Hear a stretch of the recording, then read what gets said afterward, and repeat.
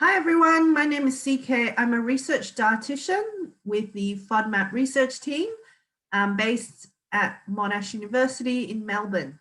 Today I am delighted to be sharing with you some new insights into the research in the FODMAP world.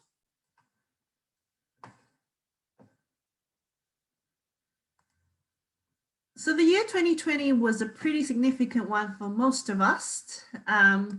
I'm assuming I don't need to talk about the coronavirus and how it has impacted all our lives in one way or another. So I hope that you're looking after yourself and staying safe. The other significant event was the US elections. I guess that kept us entertained whilst we spent most of the year being in lockdown. But the year 2020 was also an exciting one for our FODMAP research, with new research findings coming out on the long-term effectiveness of a FODMAP diet. So after people had gone through the reintroduction process and also the personalization of the diet. So we're going to look at symptom control, quality of life, and the influence of a personalized FODMAP diet on social aspects of people's lives. The other exciting research area that's coming out is looking at the role of fiber on symptoms of irritable bowel syndrome and how it can be better used in combination with a low FODMAP diet. As you may or may not be aware, we have expanded the diet, the FODMAP diet, to 3 phases. The first phase being the restrictive phase. So it may be a period of 4 to 6 weeks, depending on how quickly your symptoms resolve. And then this is followed by a reintroduction phase where individual FODMAPs are reintroduced to identify which ones are the triggers for symptoms. And then usually that's followed by a personalization phase where based on the outcomes of the reintroduction, you identify which FODMAPs you can reintroduce back into your diet. So a lot of the research in the past has been concentrated on the low FODMAP diet, but today we're going to look more into the third stage, the personalization phase. So there have been a number of studies from both UK and Italy that have looked at following 246 people with irritable bowel syndrome for a period of 13 to 44 months. So looking at their journey starting on a low FODMAP diet and then going on to a reintroduction and personalization phase. So the graph here shows the overall symptom severity score for irritable bowel for the pre-diet, so before they started the low FODMAP diet, and then the orange for the strict low FODMAP diet phase, gray being the reintroduction, and yellow being the personalization phase. And in comparison to their baseline, you can see that symptoms were significantly reduced on a low FODMAP diet, the reintroduction phase, as well as maintained through the personalization phase. If we look at individual symptoms, you can see here, so again, the proportion of people that reported moderate or severe symptoms of either pain, distension, flatulence, belching, borborygmi, so bowel sounds, bowel sounds, urgency in bowel actions, nausea, heartburn, etc. These were all significantly reduced in the long term compared to baseline.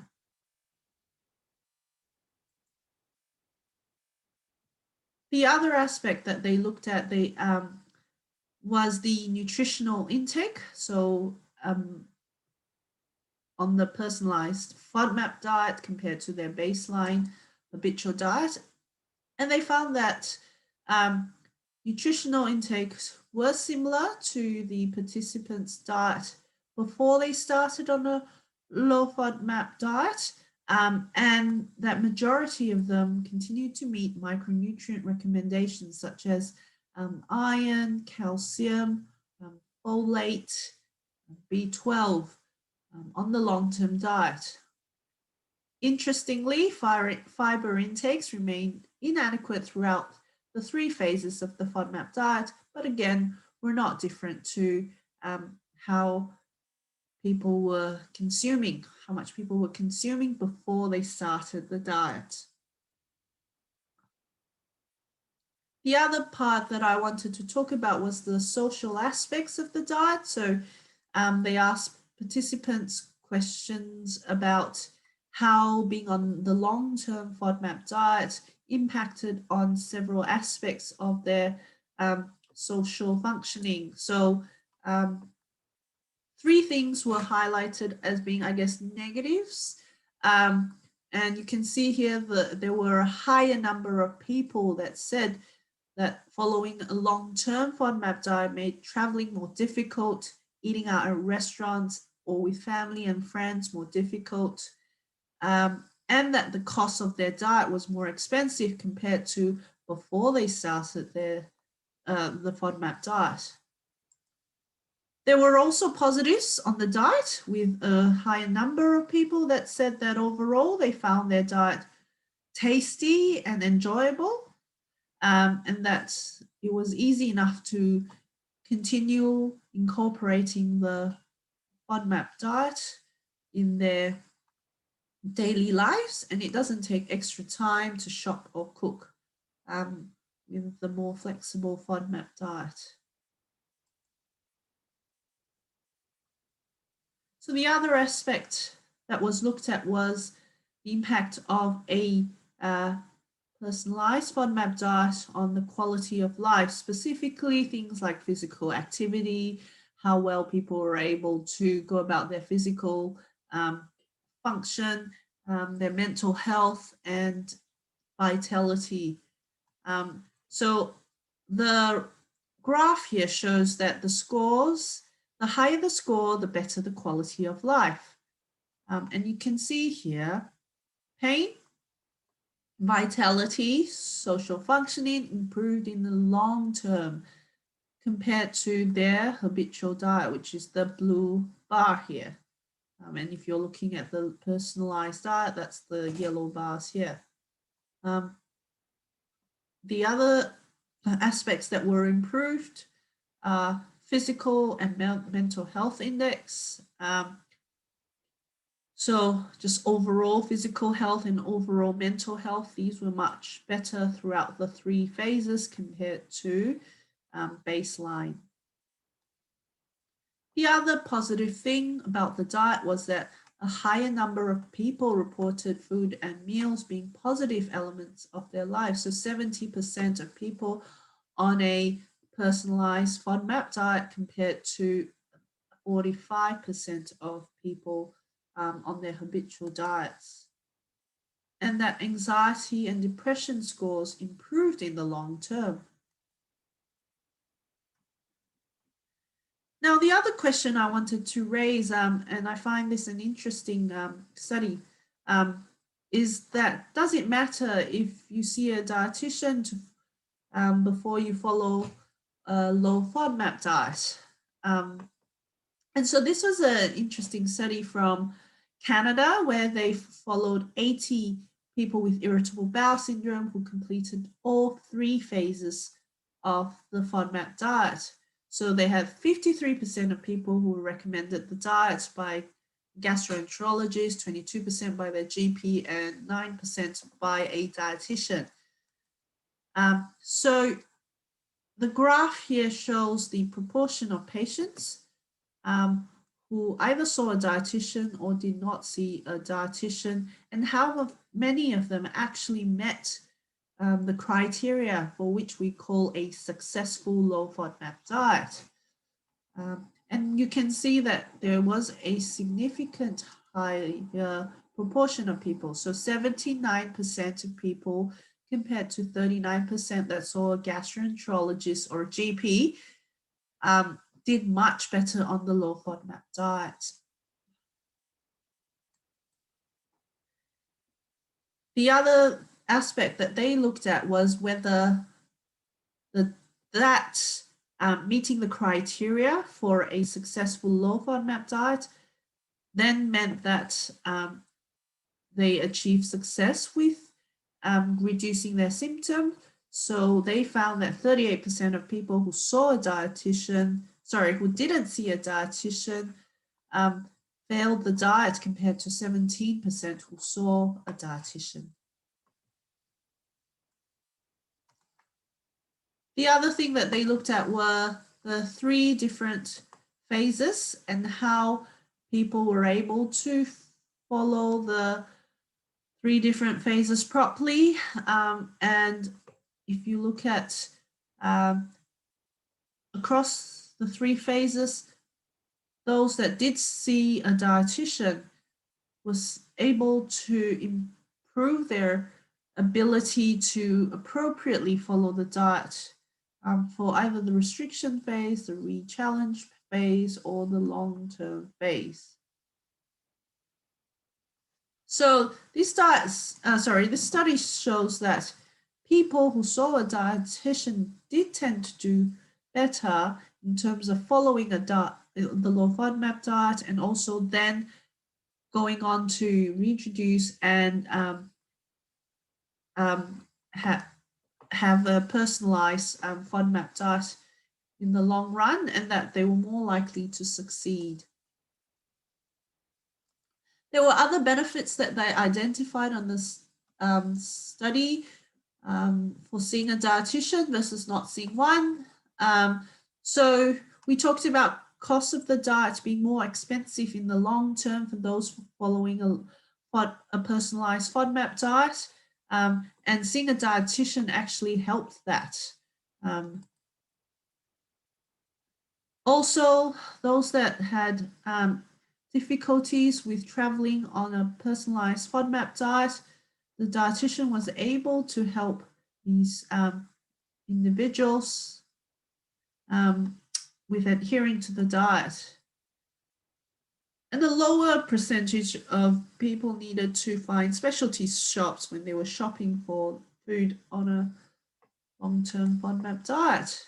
Interestingly, in terms of nutritional intake, whether you saw a dietitian or didn't see one, it didn't have an impact on fiber, calcium, folate, so your key micronutrients, and vitamin B.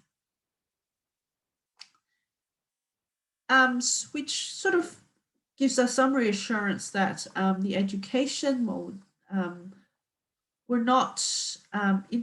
did not influence your nutritional intake on a FODMAP diet. So the take-home messages for here are that first, the long-term, more flexible FODMAP diet is able to maintain good symptom relief, reduce anxiety and depression scores, and also overall quality of life is improved. Certain aspects of socializing and costs are affected, but yeah, overall, participants did find that their quality of life is improved. Seeing a dietitian also can help achieve the therapeutic levels for FODMAP intake, meaning being able to follow the FODMAP diet more appropriately, and also then making sure that people do reintroduce and identify what their long-term diet looks like.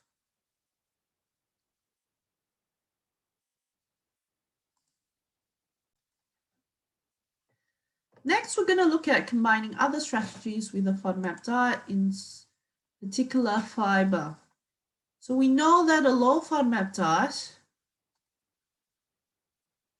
if followed strictly for a long period of time, can have effects on nutritional intake. Specifically, we saw that fiber was inadequate throughout the 3 phases, and it can impact on your gut bacteria, which now there's a lot of research about the role of gut bacteria in general health. And also, I guess there are effects on flexibility and social restrictions. So we're going to look at how using an additional strategy will be helpful with addressing the first two aspects. So we know that fiber is a common nutrient that is at risk on a low FODMAP or a long-term FODMAP diet. The picture here shows our Australian Guide to Healthy Eating. So recommending that we consume a variety of foods from 5 food groups.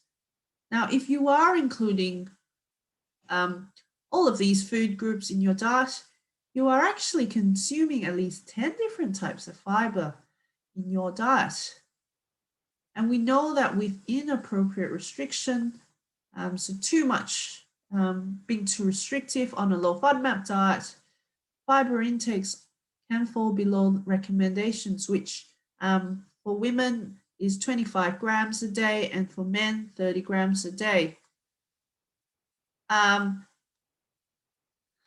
And this may have impact on bowel habits. So if you don't have adequate amounts of fiber, you might find it harder or a tendency to change your bowel habits.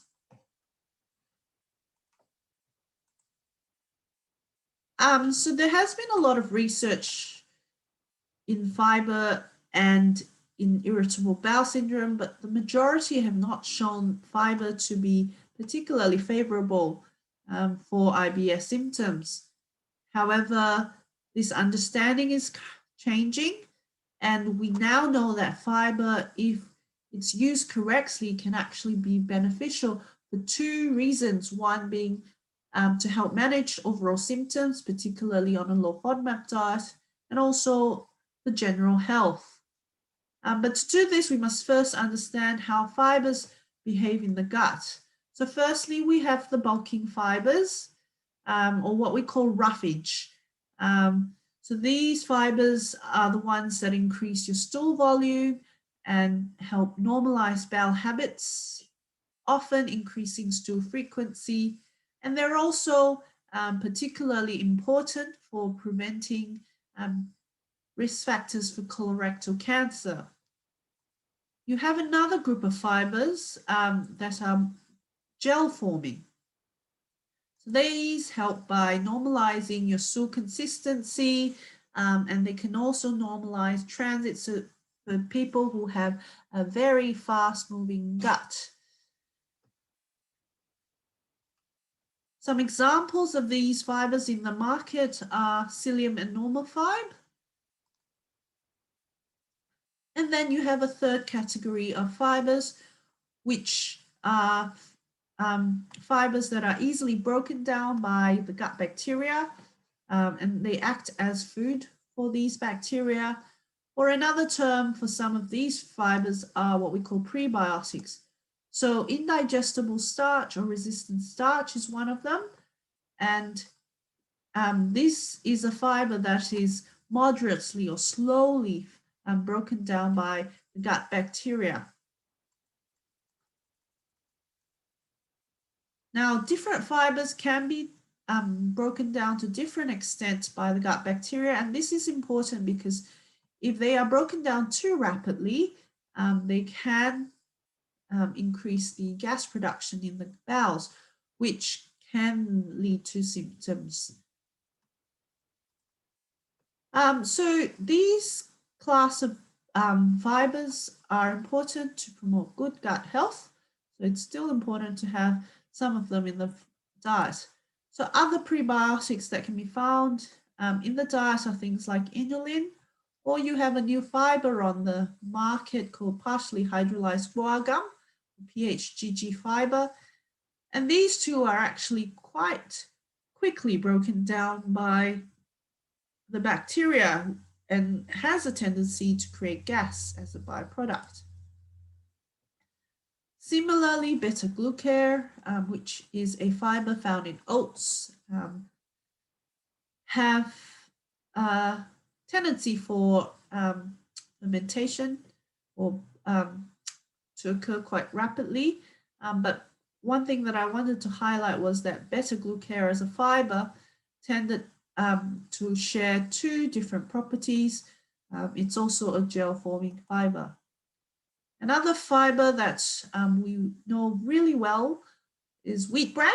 And so wheat bran, apart from being really readily broken down by the gut bacteria, can also be a really good bulking fiber. So I guess the take-home message from this slide is really that no fiber is created equal. And so if you have tried a fiber supplement in the past or have used one in your diet before and haven't been very successful, then there is potential for another fiber to work effectively in your diet. And this is what we set out to do, looking at finding the right types of fiber for irritable bowel syndrome to be used on a low FODMAP diet. So we selected two different fibers. The first one being sugarcane fiber, which is a new fiber and is often used as a waste product. This is what it looks like. In our laboratory, we found that this fiber was not broken down easily by the gut bacteria to produce gas. It was a good bulking fiber, similar to wheat bran, and was well tolerated in a small number of individuals with IBS that we trialed it on. Then the second fiber that we looked at was resistant starch or indigestible starch. Some of you might know of this fiber as the fiber found in green bananas or green banana flour. But it's actually already incorporated into a lot of our food products as high maize. And so indigestible starch in our laboratory was found to be slowly broken down by gut bacteria. So the tendency to produce gas was slower. It had good gut health promoting properties and was again well tolerated in a small number of people that was with irritable bowel that we tried it on. We then did a randomized control trial, which is the best kind of research to show effectiveness of a treatment or strategy.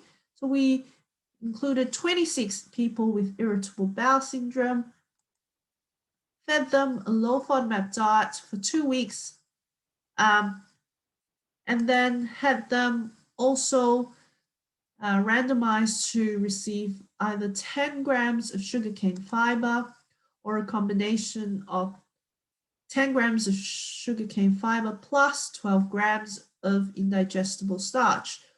We measured their overall and individual IBS symptoms and the effects of the fibers on their bowel habits. So this graph here shows the overall symptoms of IBS averaged over the 2 weeks. So remembering again, the higher the symptom score, worse the symptoms. So compared to the participants' usual diet, a low FODMAP diet, as we all know, reduced their symptoms significantly, but this was mirrored by a 41% improvement in symptoms with addition of sugarcane fiber and a 25% improvement with combination of fibers, suggesting that the addition of sugarcane fiber or a combination of fibers was actually well tolerated and could provide additional benefits. When looking at the effects of fibers, either alone or in combination with the low FODMAP diet on bowel habits, we looked also at the percentage of normal stools from the total stools that were recorded over that 2-week study period. You can see with the graph here that addition of the sugarcane fiber excuse me, saw a greater percentage of normal stool, and similarly, this was also observed for those on a low FODMAP and a combination of fibers. So 64% of normal stools were observed on the low FODMAP diet, and this was increased to 69% and 72% with either sugarcane fiber alone or the addition of a combination of fibers. The other thing that we saw was that people tended to increase their stool volume with the addition of these fibers, but there were no differences in the number of daily bowel motions, the effects on urgency or straining with the additional strategies. So this indicates that adding sugarcane fiber alone or in combination with resistant starch on a low FODMAP diet appeared to increase stool bulk and the proportion of normal fibers whilst providing good symptom relief. So this is a growing area of research with lots more to come. There's actually exciting research at the moment that is looking into finding fiber, either one type of fiber or a combination of them, to help correct gut bacteria changes that occur on a low FODMAP diet, and whether we can use certain fibers to improve to improve tolerance to a particular FODMAP in the long term. So for example, this might be using a type of fiber consumed after a meal containing a FODMAP to minimize any impact of that FODMAP on symptoms. So watch this space. So the fiber take-home messages, most important thing to remember is that not all fibers are created the same, and therefore it's important to eat a variety of fiber, preferably from diet, to cover the needs on a low FODMAP diet. Always remember to gradually increase your fiber intake so that you minimize any unwanted symptoms and optimize your tolerance. Particularly if you haven't had much fiber in your diet before. And when it isn't possible to increase your fiber from diet, consider one type of fiber or trialing a combination of fiber supplements such as the sugarcane fiber with indigestible starch as an addition to the low FODMAP diet if you're finding that you need to improve your bowel habits. If a fiber supplement hasn't worked for you, it is worth trialing another one with the guidance of your doctor, dietitian, or health professional. And so before I finish, I'd like to acknowledge the people that have made the research possible, particularly my superiors at the Department of Gastroenterology, Daniel So, who conducted majority of the fiber research in our department, Dakota, a research dietitian, and the other and fellow research dietitians that also produce some of the data that I presented on today. Thank you.